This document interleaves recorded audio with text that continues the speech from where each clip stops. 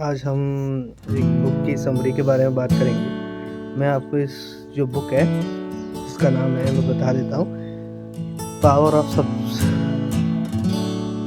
Conscious mind, अवचेतन मन की शक्ति। ये बुक दोस्तों ऐसी है, आपको क्या बताऊँ। अगर ये आप बुक पढ़ लेते हैं तो आपको इतना विश्वास हो जाएगा अपने ऊपर कि आप कुछ भी कर सकते हैं, इतना विश्वास। और ये बुक बहुत ही नॉलेजेबल है, मैंने पढ़ी थी। अब मैं आपको इस बुक के बारे में जो भी मेन पॉइंट है, मेन जो एग्जाम्पल्स हैं जो इस बुक में दिए गए थे, मैं आपको यहाँ बताऊँगा। मुझे आशा है कि आप समझोगे और अपनी लाइफ में इम्प्लीमेंट करोगे। बहुत ही अच्छी बुक है, मैंने पढ़ी है। मैं आपको दिखा देता हूँ। ये जो बुक है गाइस, देख लीजिए। इसके बारे में जो पॉइंट्स में कुछ दिए गए हैं, मैं इन्हीं को दोहराऊंगा और आपको बताऊंगा। मैं एक बेहतरीन पॉइंट दिया गया था कि जो बीमारियाँ होती हैं वो एक्चुअल में नहीं होती हैं, एक्चुअल में सिर्फ 10% होती है, बाकी की 90% आपके माइंड में होती है जो भी है बीमारी। कहा जाता है खुंसी को कैंसर जब तक नहीं बनाया जा सकता, जब तक किसी ने उसे बताया ना हो कि ये कैंसर है। कैंसर जो कि बता देते हैं खुंसी को, तभी वो कैंसर बन जाती है। उससे पहले तो सिर्फ तो ऐसी एक कहानी थी। व्यक्ति था, एक बच्चा बचपन से जन्म हुआ था उसका, तो उसकी माता पिता को बताया गया था डॉक्टर ने कि वो ये ठहरा है, सुन नहीं सकता, जिंदगी में बिना सुने ही रहना पड़ेगा। उसके पिताजी ने कहा ऐसा तो नहीं हो सकता। उसके कान दोनों बंद थे। फिर उसके पिताजी ने क्या किया, उसके कान में रोज कुछ ना कुछ बोलता था, तुम सुन सकते हो, बहुत ही अच्छी लड़की हो, सुन सकते हो, तुम सुनाई नहीं है। उसने 10 साल गुजर गए और यही कहता हूँ, मुझे यही कहता हूँ। एक दिन वाकई में उसे सुनाई देने लग गया। ये पता नहीं कैसे हुआ, लेकिन इस बुक का एग्जाम्पल दिया गया है। और भी कई सारी चीज़ें, जैसे एक व्यक्ति था, एक लेडीज थी, उसको पैसे की ज़रूरत थी। एक एक्चुअली उसे बैग लेना था, मार्केट में उसने देखा था तो मुझे ये बैग लेना, लेकिन वो बैग साथ में नहीं था। उसके बाद उसने अपने पैसे नहीं दिए। तो उन्होंने मनी मन सोचा, उसका 2 ऑप्शन थे। या तो मन में कह रही थी मेरी हैसियत नहीं है ड्रेस खरीदने, या फिर उन्होंने ये कहा अपने आप से कि मैं खरीदूंगी, बहुत जल्द खरीदूंगी, लेकिन अभी नहीं। और पता है क्या हुआ, नेक्स्ट डे जो भी उसका था करीबी दोस्त फ्रेंड, उसने उसे वही बैग गिफ्ट किया अगले ही दिन। तो ये होता है पॉजिटिव सोचने का ये नतीजा, कि पॉजिटिव सोचो किसी चीज़ के बारे में, आपको वो चीज़ मिलेगी। आज नहीं तो कभी ना कभी तो मिलेगी। ऐसे ही एक बुक में एग्जाम्पल दिया था कि एक पेड़ था खेत में, वो चल रहा था, उसके सर पे एक सांप ने काट लिया, लेकिन उसे पता नहीं था कि सांप की वजह से, काटने की वजह से खून निकल रहा। उसने समझा कोई टिश्यू मकीली से लगी होगी, उस वजह से खून निकल रहा है। कुछ नहीं, 2-3 दिन गुजर गए, फिर दोबारा उस पेड़ के नीचे से निकला तो उसमें मरा हुआ सांप लटका हुआ था। उसका एकदम दिमाग हिल गया और वो वहीं गिर गया और मर गया। पोस्टमार्टम की रिपोर्ट में आया कि ये इसकी जो मृत्यु है वो सांप के काटने से हुई है। जो चीज़ माइंड में बैठ जाती है वही हो जाती है। और मैं आपको एक और उदाहरण दे देता हूँ। एक उदाहरण था, मुझे याद आ रहा है कि एक व्यक्ति था, उसे सजा दी गई थी थोड़ी अजीब सी, कि उसे 1 महीने जेल में रखा जाएगा और 1 महीने फ्री। तो पहले उसे रखा गया पहले उसे रखा गया जेल में। 1 महीने सोचता रहा कि अब मैं फ्रिज में जाऊँगा, और उसे जैसे फ्रिज में प्रवेश किया वो मर गया। पोस्टमार्टम की रिपोर्ट कहती है कि उसकी जो डेथ है वो हुई है बेहद ठंडी, और सर्वे की रिपोर्ट भी कहती है जो उसकी जो डेथ हुई है उसकी सर्वे की थी। फ्रिज तो बंद ही था, उन्होंने फ्रिज चालू ही नहीं किया। ऐसे कुछ उदाहरण है जो हमारे माइंड से रिलेटेड है, कि माइंड में जो चीज़ें पकड़ती बैठेंगे ना वही होगी, चाहे वो अच्छी चीज़ है चाहे बुरी चीज़ है। तो अब आपको डिसाइड करना है कि आपको अच्छा सोचना है बुरा सोचना है। याद रखना हमेशा, बुरी चीज़ तो बिना बताए आई नहीं। चाहे तुम याद करो बेसिक बातें याद करो, अपने आप को आगे बढ़ने के लिए सलाह देते रहो, क्योंकि जो पीछे खींचने वाले हैं वो तो आपसे बिना बताए खींचेंगे, आप चाहे बताओ या ना। और भी एक चीज़ है, मैं आपको बता देता हूँ कि ये जो हमारी प्रॉब्लम होती है ना, वो मान लीजिए 95% माइंड की होती है, कि हमें फ्यूचर देखना नहीं होता, हम उस फ्यूचर की लॉस या हानि को लेकर चिंतित रहते हैं। 90% केसों में हानि होती है, और हम सोचते हैं कि मैं नहीं करूँगा, और बहुत से लोग इसी चीज़ को लेकर आगे बढ़ते मैंने ये शुरू किया तो ये होगा। पहले तो इसको डिसाइड कर लेते हैं। मैं अपना एक किस्सा बताता हूँ। मैंने अपनी लाइफ को बहुत ऑब्जर्व किया था कि मैं पहले जोमेटो में जॉब करता था, जोमेटो राइडर। तो मेरी गाड़ी रात को 11 बजे पंचर हो गई। यहाँ से मेरे घर से करीबन मान लीजिए 10 किलोमीटर। पंचर नहीं, एक्चुअली उसका मुझे लगा चेन टूट गई। तो जहाँ मैं ऑटो देने गया था उसी अपार्टमेंट में खड़ी कराया, रात को बुलाया, मैं कि ये मेरी गाड़ी है, जरा इसका ध्यान रखना प्लीज़। मैं सुबह आऊँगा और इसे ले जाऊँगा। तो मैं वहाँ से लिफ्ट लेके आया किसी से और घर आ गया। सुबह जब गया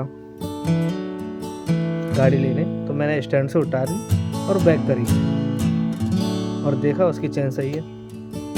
एक्चुअली में हुआ क्या था उस समय कि वो चेन थी उतर गई थी और मुझे लगा कि ये टूट गई है। और जब मैंने स्टैंड से वो उतारी सुबह जाकर तो चेन जैसे बैक की वो चल गई। यानी मैं जो सोच रहा था कि पैसे खर्च होंगे, इतने सारे पैसे खर्च होंगे, इसमें चेन डलवानी पड़ेगी और ये सारा काम कराना पड़ेगा, ये वो कम से कम 3-4 रुपये खर्चा आएगा। और वहाँ जाके देखा बैक करी और वो सही। तो मैंने वहाँ पर एक चीज़ सीखी, कोई भी चीज़ जब तक हमें एक्चुअल में पता ना चल जाए क्या प्रॉब्लम है तब तक किसी भी चीज़ का अनुमान मत लगाएं, कि वो अनुमान हमेशा गलती भेजेगा जब तक तुम्हें एक्चुअल पता नहीं होगा उसकी प्रॉब्लम क्या है। और ये एक बार नहीं कई बार घटना हुई है मेरे साथ ऐसी एक बार पिताजी ने डांटा था, मैं बता दूँ आपको। मैं सोच रहा था, अब मैं 2 किस्से सुनाता हूँ आपको। एक बार मेरे घर में रिलेटिव आए थे, तो मैं कहीं बाहर गया हुआ था। पिताजी मुझे बुला रहे थे कॉल करके कि आ जाओ घर पे कोई आया। मैं अब दूर था, मुझे आने में टाइम लगा। तो पिताजी बहुत नाराज हुए। हाँ, तो आप पिताजी घर से निकाल दिए। मुझे लगा कुछ नहीं होगा, मैं आराम से कराया और बता दूँगा मैं यहाँ पर। लेकिन वो इतना बड़ा इशू बन गया। और एक बार हुआ ऐसा मेरे साथ कि मेरी गाड़ी मैंने EMI पे ली थी, वो फाइनेंस वालों ने पकड़ ली, उन्हें देने के। तो फिर मैं वहाँ खड़ा रहा, पिताजी को दिया, पिताजी आए पैसे लेके मुझे दिए, गाड़ी छुड़ी। मुझे लगा अब यहाँ डांट पड़ेगी और इतनी डांट पड़ेगी, मार भी पड़ी, तो पैसे जमा क्यों नहीं किए। लेकिन यहाँ क्या हुआ, यहाँ बिल्कुल प्लेन स्मूथली किस्सा टल गया, कुछ नहीं कि पिताजी ने पैसे दिए चले गए। अब बताओ किस्सा कौन सा बड़ा था, या जो फैमिली मेम्बर आए थे उनका बड़ा था, या फिर जो मेरी गाड़ी पकड़ गई यहाँ मुझे ज़्यादा डांट पड़नी चाहिए।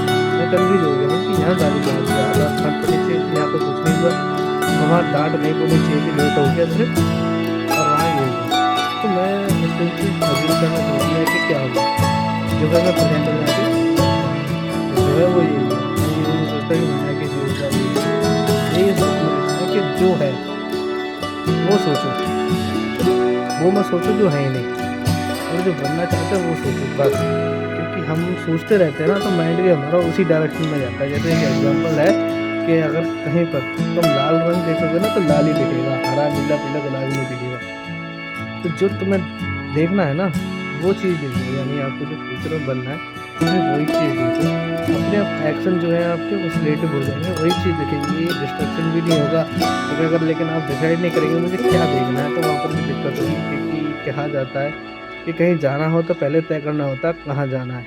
जैसे मान लो मुझे घूमने जाना है तो पहले तय करना पड़ेगा ना किस जगह घूमने जाना है, या फिर ऐसे घूमने जाना है बस, फिर तो कहीं भी जा सकते हैं। कोई है ना आपको अच्छी जगह मिलेगी ना आप घूम पाओगे। तो कहीं जाओ तो पहले तय करके जाना पड़ता है। ऐसे कोई करियर चुनो तो पहले तय करना पड़ता है, मेहनत लगती है इस चीज़ में। यही बुक में लिखा गया है कि जो माइंड है आपका उससे आप अपनी बीमारियां भी ठीक कर सकते हो, अपनी थिंकिंग भी ठीक कर सकते हो, सुखी भी रह सकते हो पर्सनली प्रोफेशनली। कैसे भी ये होते हैं ना, ये अगर आप पढ़ लें तो आपको हो सकता है कि कई सारे रोगों से मुक्ति दिलाए।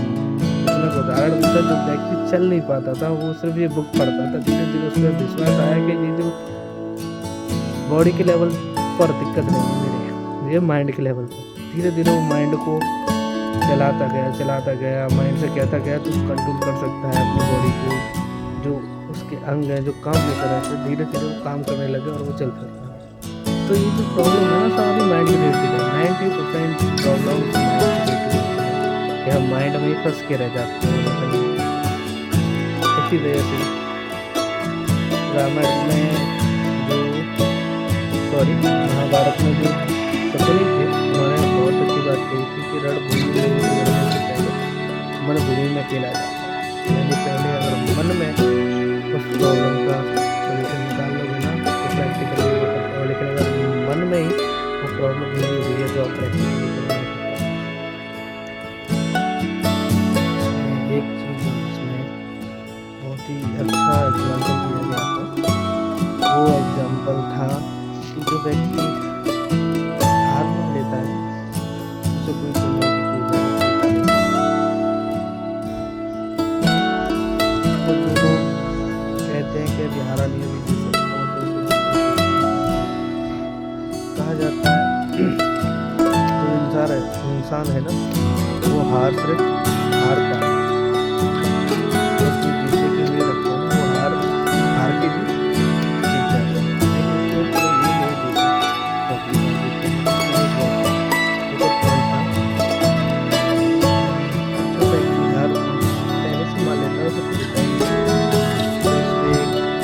स्टोरी बनाई गई थी,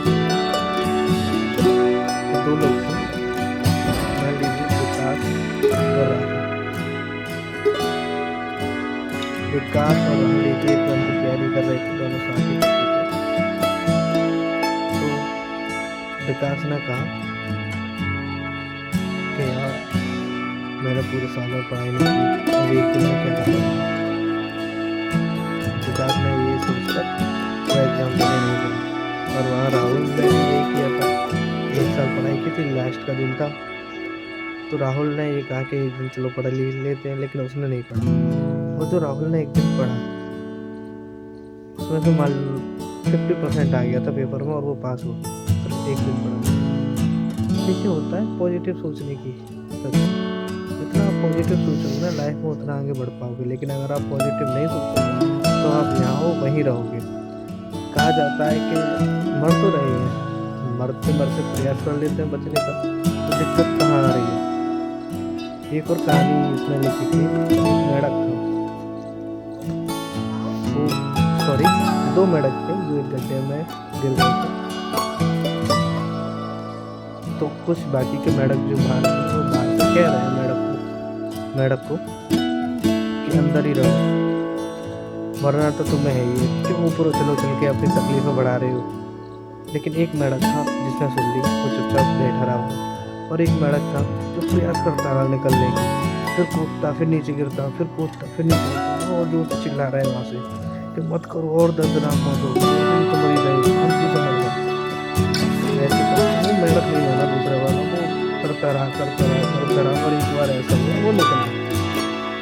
सब निकल गया तो पता चले कि वो मेरा हाथ है, वो सुन नहीं सकता, उसके कान तो हमें यहाँ पे क्या पता चला कि जो दूसरों के लिए जो अपनी सुन, उसे लगा कि जो लोग ऊपर से आवाज़ दे रहे हैं वो इसलिए दे रहे हैं कि कर सकता है निकल, वो ये सोच के प्रयास कर रहा था। और जो सिर्फ ये सोच के बैठेगा मैं निकल ही नहीं सकता, जो ऊपर वाले कह रहे हैं वो मर गया। तो ये यहाँ पर बात आती है कि दूसरों की कथा सुन, दूसरे की सुन तो उसे पॉजिटिव वे में लो कि इसे मैं कैसे ले सकता हूँ। तो बोल ही रहे वो अपने ऊपर है ना कि पॉजिटिव कैसे लेना है। गीता में भी यही कहा गया कि जो दूसरे हमें बोलते हैं उनको रिप्लाई मत दो, जो भी एनर्जी निकल रही है ना, गुस्सा आ रहा है, फ्रस्ट्रेशन आ रहा है, तो उससे जो मेहनत कर रहे जो काम कर रहे हैं उसको निकालो। कि चीज़ काम है मैं 6 घंटे में करता था, मैंने 1 घंटा और लगा, 7 घंटे में क्यों करता, उसको फ्रस्ट्रेशन की तो दिया तो सही जगह है। और समझने की तरह बन जाएगा, मैं बोल दिया उल्टा सीधा, तो अंतर क्या रहेगा? अपनी एनर्जी वेस्ट क्यों होगी, तुम्हारी एनर्जी वेस्ट कोई फ़ायदा नहीं। तो ऐसे जो है अपनी एनर्जी को पॉजिटिव वे में करना है और नेगेटिव में नहीं, यही इसमें लिखा है कि जो नेगेटिव ऊर्जा होती है ना वो बहुत बुरी होती है, लेकिन जो पॉजिटिव ऊर्जा है उससे आप दूर रखते हैं। तो पॉजिटिव सोचो, सारी चीज़ मिलेगी। मैंने लाइफ में बहुत जगह पॉजिटिव भी रह के अपनी जो प्रॉब्लम सॉल्व की है। मेरे पास पैसे नहीं थे, मैं आपको किससे सुनाता, मुझे बहुत ज़रूरत थी अर्जेंट 5,000 रुपये की। मेरे पास पैसे बिल्कुल नहीं थे और जो मैं करंटली जॉब छोड़ी थी उसकी सैलरी मुझे बताई गई थी कि 45 दिन में आनी है और मुझे 10 दिन ही हुए थे जॉब छोड़े। बड़ी दुविधा थी, लेकिन मुझे लगा, मैंने किसी को बताया नहीं, मैंने कहा नहीं पैसे नहीं है, आ जाएंगे कहीं ना कहीं से अरेंज हो जाएंगे। मुझे यही कहता था रोज कहीं ना कहीं से आ जाएंगे। फिर जैसे ही आए, जो देने थे जिसको 5,000 रुपये, उससे 5 दिन पहले ही मेरे पास जो सैलरी 45 दिन बाद आई वो उसी समय क्रेडिट हो गई मेरे। मैं बड़ा खुश हूँ। पॉजिटिव सोचो, नेगेटिव तो है ही आपके चारों तरफ, इसको तो कहो नहीं फिर भी नेगेटिव आपके पास आ ही जाएगा। तो पॉजिटिव सोचो और लाइफ बेहतर होगी आप, यही इस बुक में लिखा है। बाकी आप इस बुक को पढ़ सकते हैं, ये बहुत ही अच्छी बुक है। और जो लिखी थी डॉक्टर जोसेफ मॉर्फी ने लिखी थी, बहुत ही अच्छी बुक है। मैं हिंदी एडिशन लाया था, काफ़ी समय हो गया पढ़े हुए, मुझे लगा इसके ऊपर वीडियो बनाने